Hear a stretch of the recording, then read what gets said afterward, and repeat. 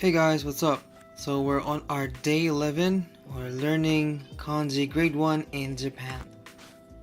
Alright, so first up, we have person, right? Related kanji, ningen, jinsei, and nihonjin. Right? So ningen is a human being, a man or person. Jinsei is life or life itself. And nihonjin is a Japanese person or Japanese people. Alright. Second kanji, water. Right? Related kanji is suyobi and suido. Suyobi being the day of the week, Wednesday, and suido as water service or water supply. Alright, then go to our third kanji.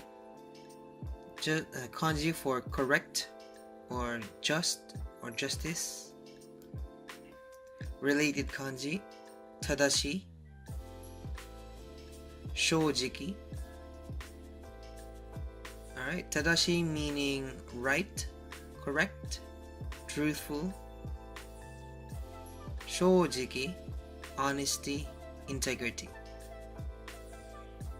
Alright, fourth kanji for today, life or birth. Related kanji, sensei and seikatsu. Right? So sensei meaning in English teacher, master, doctor. Seikatsu, living, life, one's daily existence. So like your everyday what you're doing every day. That's seikatsu. Alright, so we go to our examples for today. Sensei, Nihonjin desu ka? In English. Teacher, are you Japanese? Alright, and our second sentence. Suyobi de shiken ga arimasu ne.